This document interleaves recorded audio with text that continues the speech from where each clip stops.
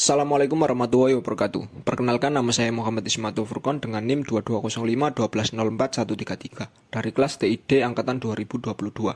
Di sini saya akan menjelaskan tentang sejarah internet. Yang pertama adalah pengertian internet. Internet adalah jaringan komputer global yang menghubungkan jutaan perangkat komputer dan jaringan komunikasi di seluruh dunia. Ini adalah infrastruktur digital yang memungkinkan berbagai layanan seperti akses ke informasi, komunikasi, perdagangan elektronik, hiburan, dan banyak lagi.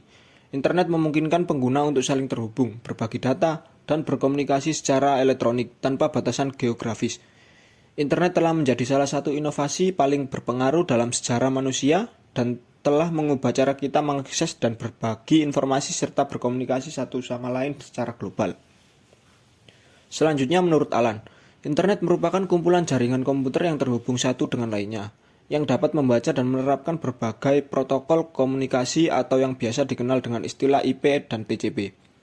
Masih menurut Alan, protokol tersebut adalah sebuah spesifikasi sederhana tentang bagaimana komputer saling terhubung satu sama lain dan berinteraksi.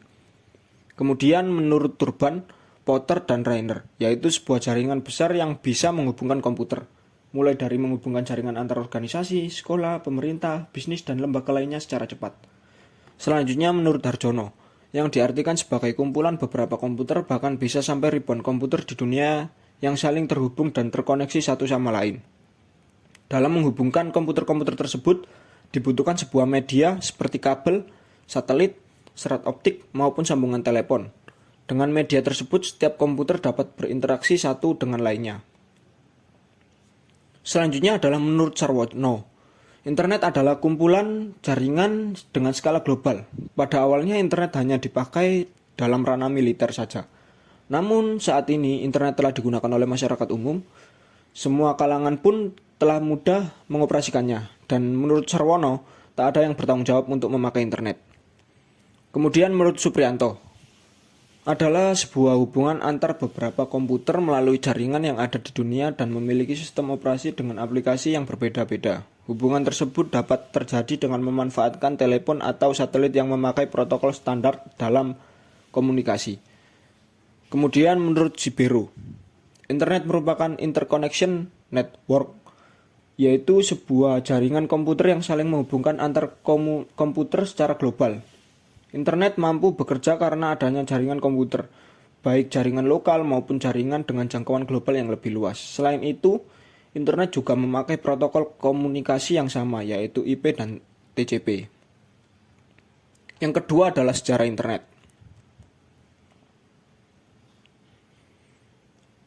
Yang pertama adalah sejarah internet di dunia.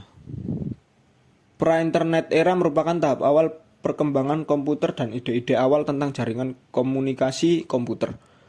Pembentukan ARPANET oleh Departemen Pertahanan Amerika Serikat pada tahun 1960 sebagai percobaan pertama dalam menghubungkan komputer melalui jaringan. Kemudian pada tahun 1970 pengembangan protokol TCP atau IP yang menjadi dasar komunikasi di antara komputer di ARPANET dan jaringan lainnya. Kemudian munculnya email pada tahun 1970. Pengembangan sistem email yang memungkinkan pengiriman pesan elektronik antar pengguna ARPANET. Selanjutnya, pengenalan DNS. Pada tahun 1990 untuk menggantikan alamat IP numerik dengan nama domain yang lebih mudah diingat.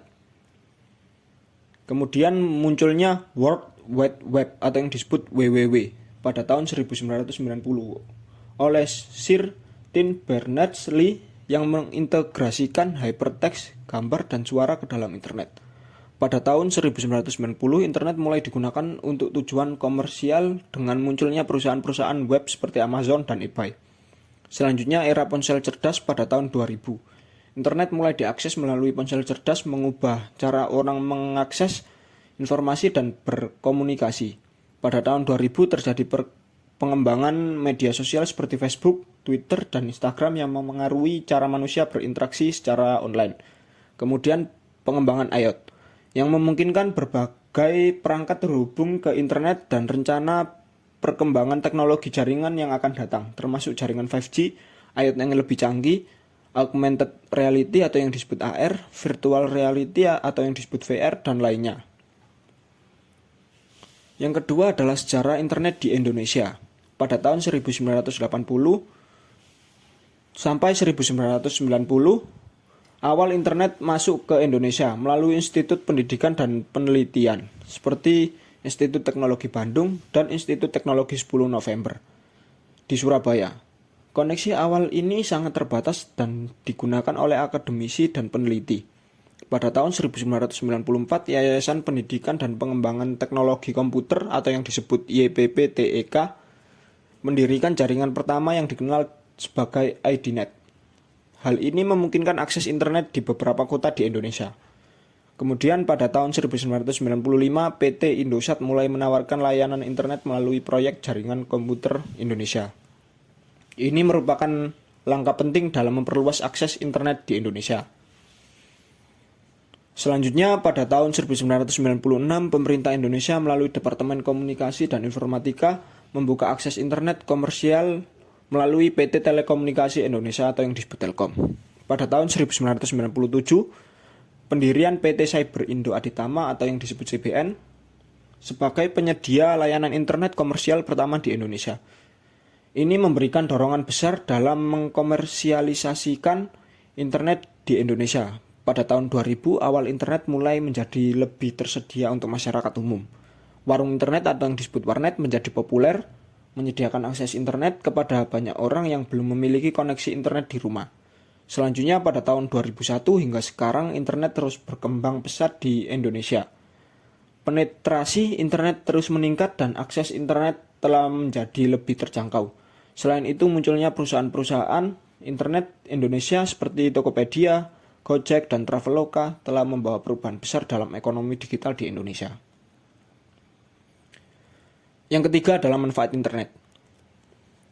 Yang pertama, akses ke informasi.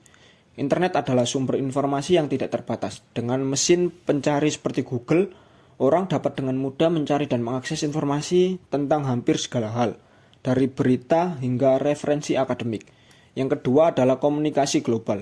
Internet memungkinkan komunikasi cepat dan efisien dengan individu di seluruh dunia. Email, pesan instan, panggilan video, dan media sosial memfasilitasi komunikasi lintas batas. Yang ketiga adalah pendidikan. Internet telah memperluas akses ke pendidikan. Siswa dapat mengakses sumber belajar online, kursus jarak jauh, dan tutorial. Platform seperti Khan Academy dan Coursera menyediakan kursus dari universitas terkenal secara online. Yang keempat adalah kerja jarak jauh. Internet telah mendorong pertumbuhan pekerjaan jarak jauh. Banyak pekerja dapat bekerja dari rumah atau lokasi yang lebih nyaman, meningkatkan fleksibilitas dan efisien kerja. Yang kelima adalah hiburan. Internet menyediakan berbagai hiburan termasuk streaming video, musik, permainan online, dan media sosial. Ini memungkinkan orang untuk bersantai dan menghibur diri sendiri. Yang keenam adalah perdagangan elektronik. E-commerce telah berkembang pesat berkat internet. Ini memungkinkan pembelian dan penjualan barang dan layanan secara online, yang menawarkan kenyamanan bagi konsumen dan peluang bisnis bagi pedagang. Yang keempat adalah dampak negatif internet. Yang pertama, maraknya ujaran kebencian.